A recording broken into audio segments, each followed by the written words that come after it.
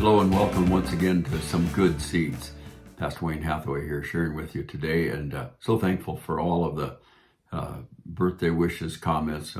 Just amazing. Thank you so very, very much. Really is meaningful and a blessing to me. Thanks for doing that.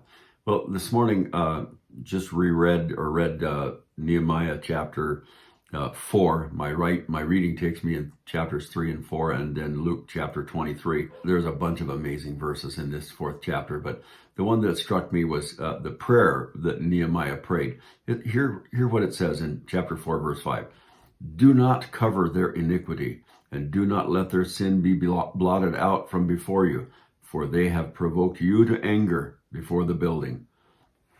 As I said, it's such an amazing chapter, and there are any number of verses that I could have journaled on, but there is this recognition here that the sin of Sanballat and Tobiah and the rest is against, not so much against the Jews, but against God. And that thought is really a frightening thought, because the realization is that all of our sin, whether we commit it against someone else or we do something to someone, it's ultimately against God. It's one thing to sin against another human being. At the worst, they could kill you. But with God, he can destroy, Jesus said, body and soul in hell. And that is terrifying. But to offend God, well, but even in this, there are those who have no fear of God before their eyes.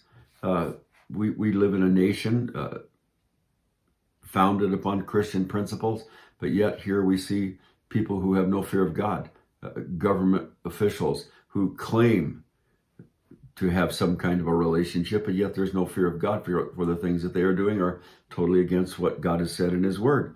So the people have willfully turned their back on God and do the bidding of the enemy of their souls without even realizing it. So on the other hand, this recognition on the part of Nehemiah led him to cry out to God for help and deliverance from the Lord.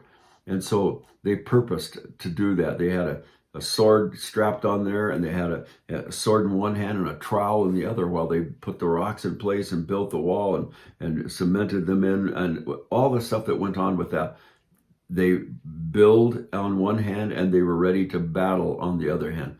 And the interesting thing to me is that when the enemy learned that they had discovered the plot to destroy them, well, they backed away. It's because what does the word tell us? Peter says that if we resist the devil, he will flee from us. And so how do we do that? Well, we build and we battle. Armor up. Be ready to fight the good fight of faith, trusting the Lord. Every man there continued to do the work with a trowel in one hand and a sword in the other. And so we build and battle at the same time. But it's a great work that we have been called to. The great work of bringing the news of salvation to a lost and dying world. So let us be faithful. Sword in one hand, trowel in the other, building and battling as the Lord gives us the grace to do so. Amen. May the Lord richly bless you today as you armor up and prepare to fight the good fight.